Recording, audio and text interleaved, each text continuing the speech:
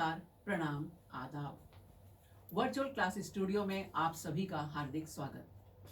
कोविड-19 के प्रादुर्भाव की वजह से विद्यार्थियों का प्रत्यक्ष शाला में जाकर शिक्षा लेना मुश्किल होते जा रहा है और इस कठिन घड़ी में बृहन्मुंबई महानगर पालिका शिक्षण विभाग ने विद्यार्थियों के लिए एक सराहनीय प्रयास किया और इस चैनल की शुरुआत की। मैं श्रीमती पूर्णिमा पांडे वर्चुअल क्लास स्टूडियो से अपना विषय और अपना घटक लेकर आपके सामने उपस्थित हूँ। तो चलें अपने विषय की ओर। बृहन्मुंबई महानगर पालिका शिक्षण विभाग। मैं हूँ आपकी वर्चुअल सहयोगी Purnima Pandey. Work from home MCGM virtual training centre से आप सभी का हार्दिक स्वागत करती हूँ।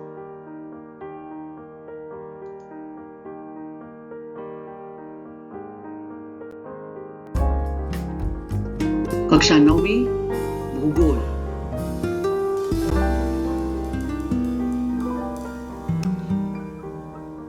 वृष्टि यह प्राकृतिक भूगोल का हिस्सा है। फिजिकल ज्योग्राफी कक्षा 9वीं में हम इसकी जानकारी प्राप्त कर रहे हैं।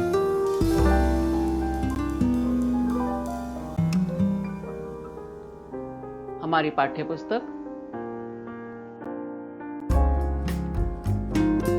इस तरह की वृष्टि, वर्षा का आनंद आप सभी ने उठाया होगा कभी न कभी। आनंददायक, खुश करने वाली बारिश प्राकृतिक भूगोल का हिस्सा। और इस पाठ के लिए, इस घटक के लिए हमारे क्षमता विधान जो हैं वो निम्नलिखित हैं। भौगोलिक साधनों की सहायता से जानकारी का निरीक्षण करना, चर्चा करना और उसके संदर्भ में मानचित्र तैयार करना, प्राकृतिक घटकों का निरीक्षण करना, वर्गीकरण करते हुए अनुमान लगाना और उनके बीच में कार्य कारण संबंध बताना। काल में घास के पत्ते प्रातः समय में इस प्रकार दिखाई देते हैं। यदि कभी आप जल्दी उठो ठंडी के मौसम में या आजकल वर्तमान मौसम में तो यही चल रहा है, तो आपके आसपास यदि घास के पत्ते वगैरह हो या तो इस तरह से हमें घास के पत्तों पर यहाँ देख रहे हैं हम, ये घास के पत्तों पर यहाँ बूंदें दिखाई दे रही हैं। और कुछ यदि आप पत्तों को स्पेशल हम देखें तो उसके ऊपर पानी की छोटी छोटी इस प्रकार की बूंदें दिखाई देती हैं। आपके मन में कभी ये प्रश्न जरूर आया होगा कि घास के पत्तों पर पानी की यह बूंदें कहां से आई होंगी।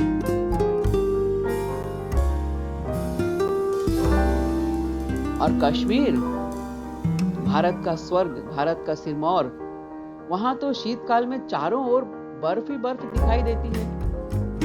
तो कभी हमने सोचा कि हमारे अपने परिसर में ऐसा हिम क्यों नहीं दिखाई देता।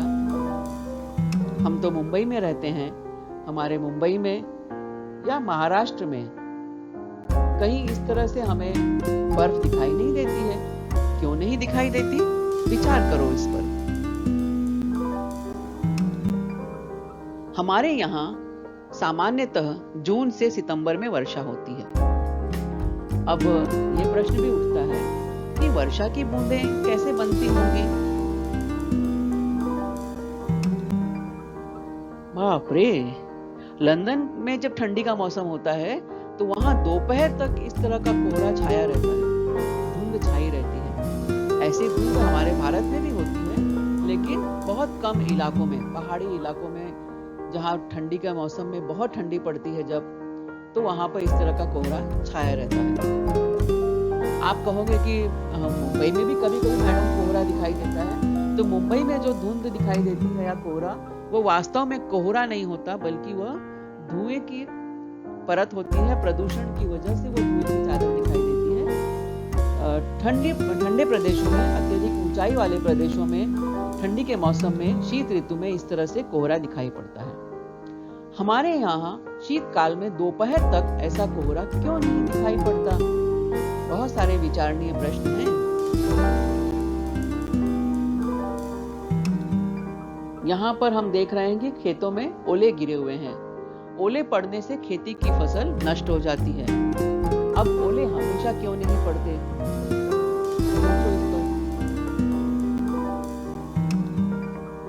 तो ये ओले हमने देखा, कोहरा छाया हुआ, बारिश की बूंदें, ओस की बूंदें, ये सब कुछ क्या है? यह सब कुछ वृष्टि के रूप हैं। वृष्टि का हम एक सामान्य यदि रूप में अर्थ देखें तो हम नॉर्मल उसे वर्षा के रूप में देखते हैं, लेकिन वृष्टि के कई प्रकार हैं, वर्षा भी उसमें से एक है।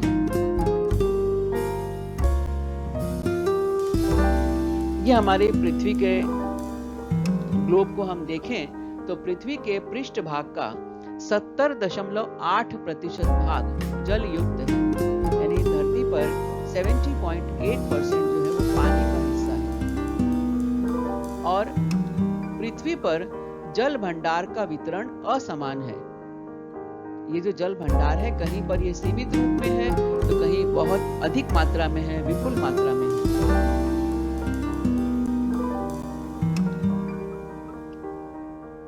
वृष्टि के अनेक रूप हम यहाँ देख रहे हैं। कहीं कोहरा छाया है, यहाँ बारिश हो रही है, यहाँ ओले गिरे हुए हैं, यहाँ धुंध है, कोहरा है, यहाँ हिम वर्षा हो रही है, स्नोफॉल हो रहा है, यहाँ तो बारिश हो रही है, ये ओले गिरे हैं, ये कोहरा छाया है, धुंध छाई है, और यहाँ पर हम देख रहे हैं कि स्नोफॉल हो रहा है। ये वृष्टि के अलग अलग रूप हैं।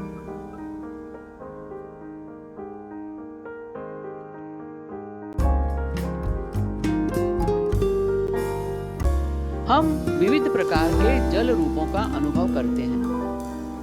वायुमंडल में स्थित वाष्प के कारण ये जल रूप निर्मित होते हैं। बादलों से जमीन पर द्रव या ठोस रूप में पानी की बौछार होती है। अब आप बोलोगे कि पानी की बौछार भला ठोस रूप में कैसे हो सकती है? तो बच्चों होती है, कैसे होती है वो अभी हम देखेंगे। ओले पड़ते हैं, ये ठोस रूप में होते हैं, पानी का ठोस रूप होता है ओला। हिम, बर्फ भी पानी का ठोस रूप होती है। और बारिश, जिसे संस्कृत में हम कहते हैं पर्जन्य, ये पानी के रूप में होती है। तो कहने का अर्थ ये होगा कि बादलों से जमीन पर द्रव रूप में बारिश, पर्जन्य, और ठोस रूप में ओले पड़ते हैं या हिमपात होता है। वृष्टि, अब हम वृष्टि को समग्र रूप में समझने का प्रयास करेंगे। हमने जल के अलग अलग रूप देखे, अब यदि हम वृष्टि को समझें तो वृष्टि का अर्थ क्या होता है? आकाश से जल की वर्षा होने की अवस्था या भाव। आकाश से, आसमान से पानी गिर रहा है या पानी गिरने की जो अवस्था है वो, उसे हम वृष्टि कहते हैं।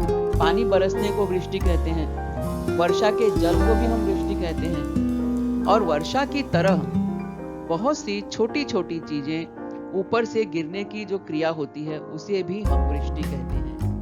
वर्षा की तरह, ध्यान देंगे, वर्षा की तरह मतलब जैसे बारिश में आसमान से पानी गिरता है उसी तरह अन्य छोटी छोटी चीजें भी ऊपर से गिरती हैं, तो उसे भी हम वृष्टि कहते हैं। किसी क्रिया का कुछ समय तक लगातार होना, ऊपर से आसमान से कुछ गिरने की जो क्रिया है वह कुछ समय तक लगातार होती रहे तो उसे हम वृष्टि कहते हैं।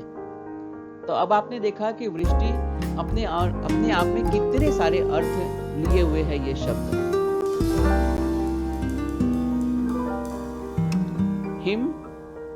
हिम का अर्थ क्या होता है?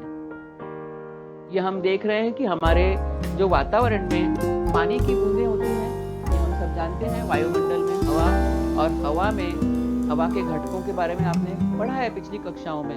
तो हवा में जल वाष्प भी होती है, पानी की बूंदें होती हैं। हवा में मिले हुए ये भाप के अत्यंत सूक्ष्म कण ऊंचाई पर ठंडक के कारण जम जाते हैं। यह जल का ठोस रूप होता है जिसे हम बर्फ कहते हैं। वाष्प के सीधे हिम में रूपांतरण को संघनन कहते हैं। रूपांतरण क्या होता है? यह रूप का अंतर, यानी वायु रूप का ठोस रूप में परिवर्तन। जो ये वाष्प है ये वायु रूप में होती है। भाप हवा के रूप में होती है। भाप जो है, अब ये भाप का जब ठोस में परिवर्तन होता है, ऊंचाई पर जैसे जैसे हवा जाती है, हवा में स्थित जो जल वाष्प है वो ठंडे हो जाती है। अब जब पानी ठंडा होता है, माइनस में पहुंच जाता है, 0 डिग्री पे पहुंच जाता है, तब क्या होता है? पानी जम जाता है। तो ये जो वायु रूप है, ये इसका परिवर्तन ठोस रूप में हो जाता है और इस प्रक्रिया को हम संघनन कहते हैं।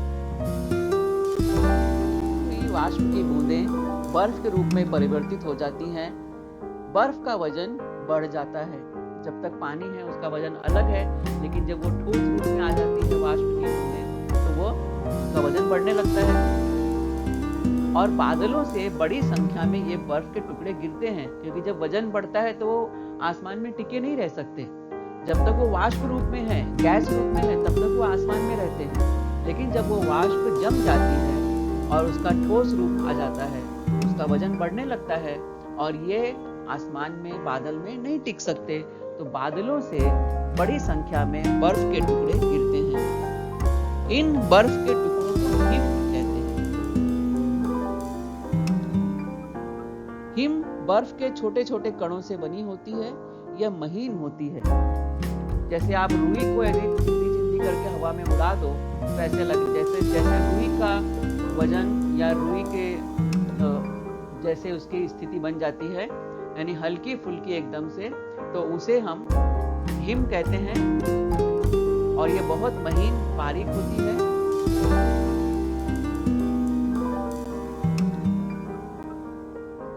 हिम बाधा, आपके पाठ्यपुस्तक में एक शब्द आया है हिम बाधा, जिसे एक्चुअली सही रूप में उसे शीत दंश कहा जाता है। अंग्रेजी में इसके लिए शब्द है फ्रॉस्ट बाइट। शीत दंश ये क्या होता है?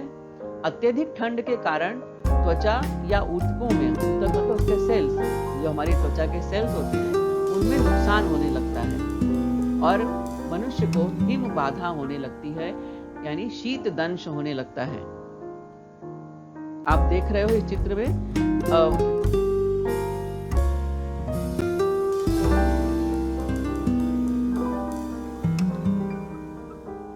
ये आप देख रहे हो कि उंगलियां जो हैं ये काफी सूज गई हैं, रंग इनका बदल चुका है। स्किन का कलर आप देख रहे हो, त्वचा का रंग कैसा है, और सूजन बढ़ने के बाद एक त्वचा का रंग इस तरह से 15 डिग्री सेंटीग्रेड से या इससे कम तापमान में लगातार रहने पर रक्त धमनियां सिकुड़ जाती हैं। इससे शरीर का तापमान सामान्य बनाए रखना कठिन हो जाता है। मनुष्य के शरीर का एक तापमान है, उस निश्चित तापमान से यदि तापमान कम होने लगता है तब उसकी तबीयत बिगड़ने लगती है, और जब तापमान बढ़ने लगता है तब भी तबीयत बिगड़ने लगती है। जब तापमान बढ़ता है तो हम कहते हैं ना कि इसको बुखार हो गया है, यानी शरीर का टेम्परेचर बढ़ गया है, तो थर्मामीटर से हम शरीर का तापमान नापते हैं। तो वो जब शरीर का तापमान बढ़ जाता है तब भी तबीयत बिगड़ती है, और जब शरीर का तापमान सामान्य स्थिति से कम हो जाता है तब भी तबीयत बिगड़ने लगती है। तो ये दोनों स्थितियां जो हैं ये शरीर के लिए ठीक नहीं होती हैं। तो अत्यधिक ऊंचाई पर जहां तापमान हमेशा 15 डिग्री सेल्सियस से कम रहता है, या 15 या उससे कम या बहुत माइनस में तापमान होता है, और उस पर यदि हम लगातार उस ऐसी स्थितियों में हम रहें तो हमारे शरीर की जो रक्त धमनियां हैं वो सिकुड़ने लगती हैं, और उसकी वजह से शरीर में जो है तापमान कम होते जाता है और मनुष्य को शीत दंश की तकलीफ होने लगती है। अब आप सोचो कि हमारे सीमा पर हिमालय के साइड, कश्मीर की साइड तरफ हम देखें, है ना, तो हमारी जो सीमा पे जो हमारे सैनिक हैं, अरुणाचल प्रदेश की तरफ हम देखें, उत्तराखंड की तरफ यदि हम देखें, तो हमारे जो सैनिक वहां पर रहते हैं बॉर्डर पर, वहां पर साल भर बर्फ छाई रहती है, क्योंकि अत्यधिक ऊंचाई वाले प्रदेश हैं, और लद्दाख है, कारगिल है, लेह है ना, तो यहाँ पर साल भर बर्फ रहती है, और इन ऐसी कठिन परिस्थितियों में हमारे सैनिक, हमारे जवान वहाँ पे रहते हैं। सीमा की जिम्मेदारी उन पर रहती है, सीमा की सुरक्षा वो करते हैं, तो उनको कई बार इस तरह की बाधा हो जाती है, शीतदंश की बाधा। इससे हमेशा हमें सावधान रहना चाहिए। जब शीतदंश की बाधा बहुत ज्यादा हो जाती है तो कई बार शरीर का वह अंग काटना पड़ जाता है। इसलिए शीतदंश से बचने के लिए जब ठंडे इलाकों में हम रहते हैं तो हमें उचित प्रकार के ठंडे कपड़े पहनने चाहिए, ग्लव्स पहनने चाहिए, पैरों में भी हमें ऊनी मोजे पहनने चाहिए।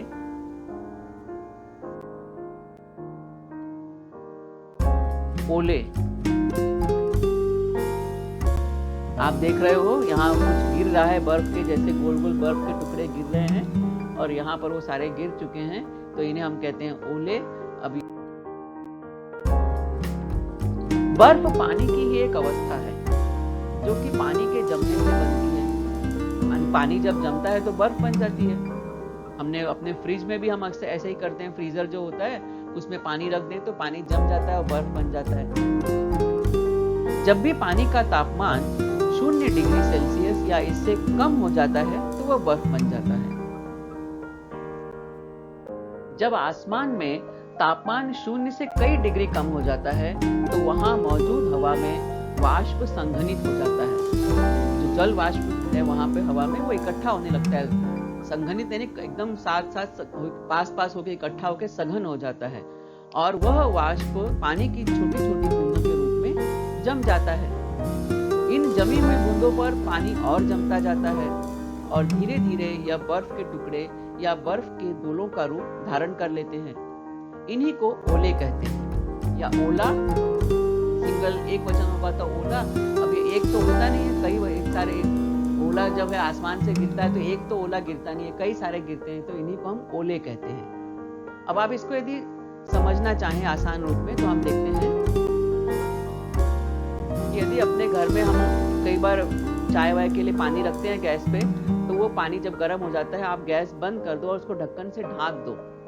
तब क्या होता है, आप जब ढक्कन खोलते हो थोड़ी देर के बाद तो आपको उसके ढक्कन पर पानी की बूंदें जमी हुई दिखाई देती हैं। यानी जो पानी इसमें गैस पे था वो गर्म हुआ, गर्म होके ऊपर गया और ऊपर होने के जाने के बाद हमने क्या किया, गैस बंद कर दिया, यानी उसको मिलने वाली गर्मी कम हो गई, खत्म हो गई और वातावरण ठंडा हो गया।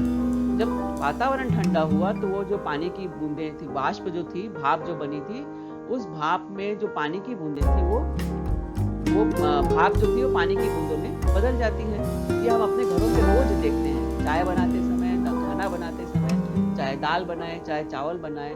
आप कुकर भी जब खोलते हो, मान लो हम घर में आजकल कुकर का इस्तेमाल करते हैं, हम कुकर भी जब खोलते हैं तो कुकर के ढक्कन पे अंदर में इस तरह से पानी की बूंदें इकट्ठा हुई रहती है। ये होता है संघनन। और बारिश की बूंदों के साथ कई बार अचानक से ये ओले या बर्फ के छोटे छोटे टुकड़े गिरने लगते हैं। इन्हें हेल स्टॉर्म कहते हैं, इंग्लिश में हेल स्टॉर्म कहते हैं, हिंदी में ओला गिरना कहते हैं। और आप देख रहे हो ये बर्फ के टुकड़े छोटे छोटे हैं कितने, बहुत कई बार ये बहुत छोटे होते हैं, कई बार ये थोड़े से बड़े भी होते हैं, वजनदार भी होते हैं, कई बार बहुत हल्के भी होते हैं।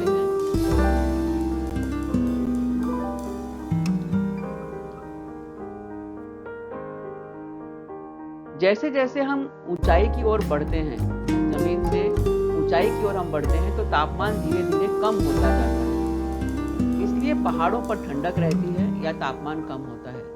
यह हम देख रहे हैं सी लेवल, समुद्र लेवल। हम हमेशा बात करते हैं कि समुद्र तल से ऊंचाई की ओर बढ़ने पर, तो ये जमीन पर ये समुद्र लेवल है। अब जब समुद्र का जो स्तर है, जो लेवल है, उससे हम जब धीरे धीरे ऊपर की ओर बढ़ते हैं, जैसे जैसे हम ऊपर की ओर बढ़ते हैं समुद्र से हाइट बढ़ती जाती है जमीन पर, तो वहां क्या होता है, ऊंचाई पर बढ़ने पर तापमान धीरे धीरे कम होने लगता है। इसीलिए पहाड़ी इलाकों में ठंडक रहती है या तापमान कम होता है। हम जैसे यदि भारत की बात करें तो हम जैसे पहाड़ी इलाके उत्तराखंड में, हिमाचल प्रदेश में, जम्मू कश्मीर में हम जाते हैं तो ये समुद्र तल से काफी ऊंचाई पर यह स्थान है। तो यहाँ पर पहाड़ों पर ठंडक रहती है, तापमान कम होता है। गर्मी के मौसम में लोग नैनीताल जाते हैं, लोग शिमला, मसूरी, मनाली जाते हैं, कश्मीर जाते हैं, क्योंकि वहाँ उस समय भी बर्फ छाई रहती है, वहाँ ठंडक रहती है, तापमान कम होता है। और कई इलाकों में ठंड इतनी पड़ती है कि वहाँ हमेशा ये पानी जो रहता है बर्फ के रूप में जमा होता है। कौन सा पानी? समुद्र वाला पानी नहीं, जो वायुमंडल में हवा रहती है, हवा में जो जल वाष्प की बूंदें रहती हैं, वो जो है पानी के बर्फ के रूप में ही जम जाती हैं। तो हवा में जब बर्फ है यानी मौसम बहुत ठंडा होता है और कई बार ठंडक इतनी ज्यादा होती है कि हमारे घरों में रखा हुआ जो पानी होता है वो भी जम जाता है, नदियों में बहता हुआ पानी भी जम जाता है। कश्मीर में श्रीनगर में कई बार ठंडी के मौसम में इतनी ठंडी पड़ती है कि वहाँ जो डल लेक है, डल झील है, वो भी जम जाती है। यानी डल झील के ऊपर बर्फ की 3 से 4 इंच मोटी परत जम जाती है।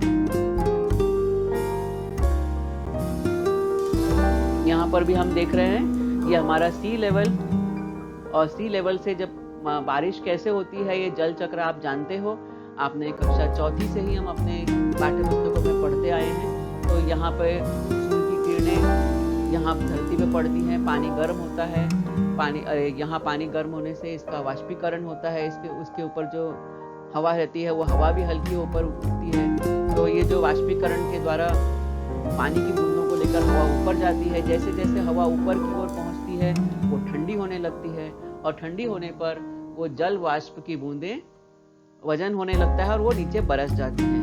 जब ये और ऊंचाई पर पहुंचती है, जो कुछ बूंदें नहीं बरसती वो और ऊंचाई पर चली जाती है हवा के द्वारा। जब और ऊंचाई पर जाती हैं तो वहाँ ठंडा और अधिक ठंडक होती है, तापमान कम होता है, तो वहाँ से ओले गिरने की स्थिति आती है या स्नोफॉल या हिमवर्षा की स्थिति होती है। ओले कब गिरते हैं? ओले अक्सर गर्मियों के मौसम में दोपहर के बाद गिरते हैं। कई बार सर्दियों में भी ओले गिरते देखे गए हैं। जब ओले गिरते हैं तो बादलों में गड़गड़ाहट और बिजली की चमक बहुत अधिक होती है। ये ओले कहीं बहुत हल्के तो कहीं बहुत भारी होते हैं। इसका कारण यह है कि बर्फ हवा से उड़ती हुई इधर उधर हो जाती है और एक जगह पर इकट्ठा हो जाती है। तो जब कई सारी बर्फ के टुकड़े एक साथ इकट्ठा हो जाएंगे और गिरते हैं तो उनमें वजन ज्यादा होता है, और जब कहीं छितरे हुए ऐसा हवा बर्फ गिरती है तो उनका वजन कम होता है। गिरती हुई बर्फ हमेशा नर्म नहीं होती, यह छोटे छोटे गोल आकार के रूप में गिरती है, और ये नर्म नहीं होती। इसीलिए यदि किसी व्यक्ति के ऊपर गिर जाए तो कई बार वो व्यक्ति घायल हो जाता है, उसे शारीरिक नुकसान भी होता है।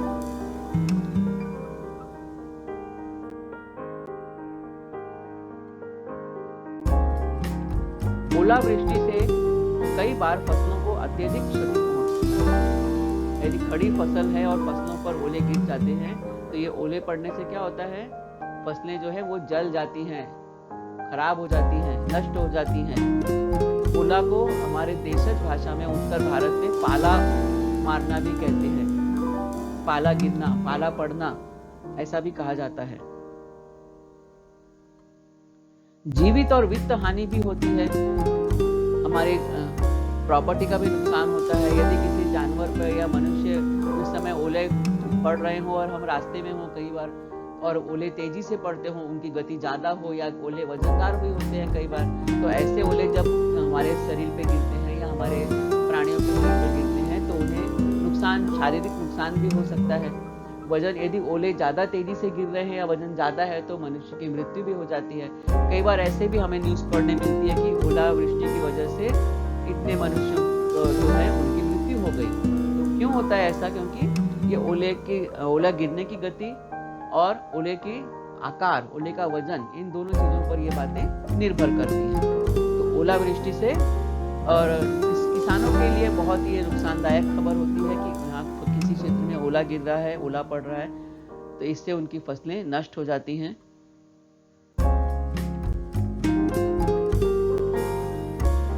यह है हमारी भूमध्य रेखा, ये मकर रेखा और कर्क रेखा।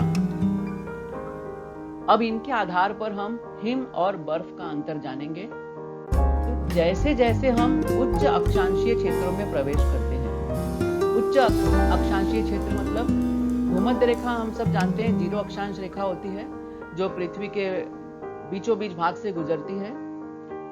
उत्तरी गोलार्ध में 23.5 अक्षांश कर्क रेखा और उसी तरह दक्षिणी गोलार्ध में 23.5 अक्षांश रेखा यानी मकर रेखा। तो उत्तरी गोलार्ध में हम जब जैसे जैसे ऊंचे वाले अक्षांश पर जाते हैं, 23.5 से ऊपर हम चलते हैं, 25, 26, 28, 40, 45, 50, यानी जैसे जैसे हम ऊपर उत्तरी ध्रुव में चलते हैं, ध्रुव प्रदेश की तरफ, और उसी तरह मकर रेखा से दक्षिण की तरफ हम चलते हैं जैसे जैसे ध्रुव प्रदेश की तरफ। यहाँ पर ये अक्षवृत्तीय जो एक स्थान है, अति ऊंचाई वाले प्रदेश हैं और यहाँ तापमान हमेशा 0 डिग्री सेल्सियस से कम होता है और इसलिए इन प्रदेशों में हिमकणों के स्वरूप में वर्षा होती है। ये हिम बुरादे जैसी अपारदर्शक होती है, बुरादे के जैसी हल्की फुल्की होती है और अपारदर्शक होती है। और जब होता क्या है, जब इस हिम पर परत दर परत जमती जाती है तो ऊपर वाली जो हिम की परत है वो नीचे वाली परत पर दबाव डालती है और हिम की निचली परतें मजबूत और पारदर्शक बनती जाती हैं। और इस प्रकार जो मजबूत और पारदर्शक हिम बनता है उसे हम कहते हैं बर्फ। तो हिम और बर्फ में पहला अंतर क्या है? हिम अपारदर्शक और बर्फ पारदर्शक। हिम जो है वो बुरादे की जैसी हल्की और जो बर्फ है वह ठोस होती है और वो वजन में हल्की नहीं होती है। तो इस तरह से हम जब भी हिमपात होता है, हम जनरल भाषा में, बोलचाल की भाषा में कहते हैं कि फला जगह पे बर्फ पड़ रही है। लेकिन यदि आप भूगोल के विद्यार्थी हैं, आपने अच्छी तरह से इस विषय का अध्ययन किया है, तो अब हमेशा आप ये कहेंगे कि नहीं, बर्फ नहीं पड़ रही है, हिम पड़ रहा है, हिमपात हो रहा है। हम जब न्यूज में सुनते हैं मौसम विभाग की जानकारी, तो मौसम विभाग में हमेशा ये शब्द आएगा, हिमपात हो रहा है। वहां पर बर्फ गिरने वाला शब्द नहीं होगा, और यदि होगा भी तो उसको बाद में स्पष्ट करके तुरंत कहा जाता है वहां पर कि हिमपात हो रहा है। और बोलचाल की भाषा में, आम भाषा में हम कहते हैं कि वहां मौसम की पहली बर्फ गिरी। तो वो बर्फ जो होती है, वो बर्फ जो सघन रूप में जो बर्फ इकट्ठा रहती है, वो तो वहाँ के तापमान की वजह से होता है, और जो वर्षा वृष्टि के रूप में जो गिरती है वो बर्फ नहीं, वो हिम होती है, जिसे हम स्नोफॉल कहते हैं। ठीक है, तो आज के बाद से हमारे विद्यार्थी इस विषय शब्द के अंतर को समझेंगे, हिम और बर्फ। तो इस पाठ में हमने जानकारी प्राप्त की है वृष्टि के कुछ घटक के बारे में। वो घटक है वर्षा, ओले और हिम वर्षा। हिम वर्षा, स्नोफॉल, ओले, हेलस्टॉर्म, वर्षा, रेन, ये सभी वृष्टि के अलग अलग रूप हैं।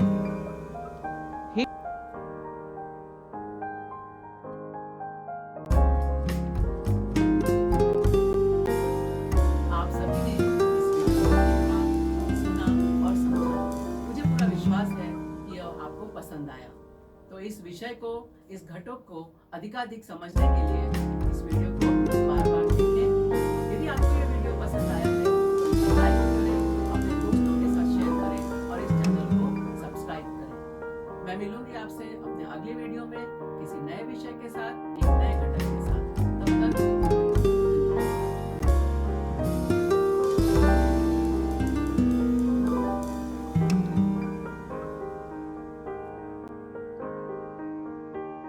आपने यह वीडियो देखा, सुना और समझा।